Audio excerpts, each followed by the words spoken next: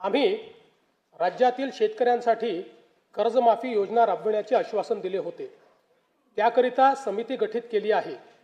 राज्यातील 30 सप्टेंबर 2025 रोजी पीक कर्ज थकीत असणाऱ्या पात्र शेतकऱ्यांना 2 लाख रुपयापर्यंत कर्जमाफी देणारी पुण्यश्लोक अहिल्यादेवी होळकर शेतकरी कर्जमाफी योजना मी आज जाहीर करीत आहे। नानाभाऊ, राज्यातील ऐकायचं एक मिनिट। राज्यातील 30 सप्टेंबर 2025 रोजी पीक कर्ज थकीत असणाऱ्या पात्र शेतकऱ्यांना 2 लाख रुपयापर्यंत कर्जमाफी देणारी पुण्यश्लोक अहिल्यादेवी होळकर शेतकरी कर्जमाफी योजना मी आज जाहीर करत आहे। जे शेतकरी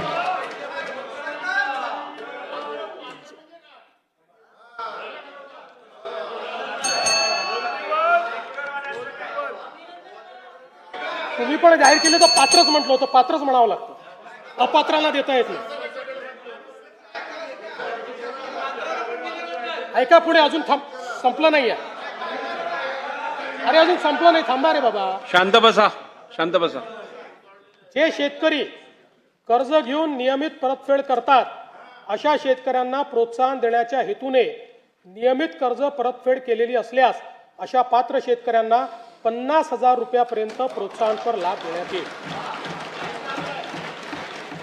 कर्जमाफी तसेच प्रोत्साहनपर लाभ देण्याबरोबर कोकणाला हे जास्त महत्त्वाचं आहे, कारण कोकणातले लोक सगळे कर्ज परत करतात।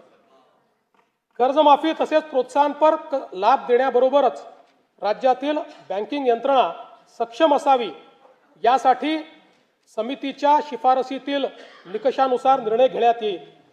शेतकरी वारंवार कर्जबाजारी न होता त्याला कायमस्वरूपी कर्जमुक्त करण्याचा शासनाचा संकल्प असून याबाबत समितीच्या शिफारसी अनुसार दीर्घकालीन उपाययोजना करण्यात येत आहेत।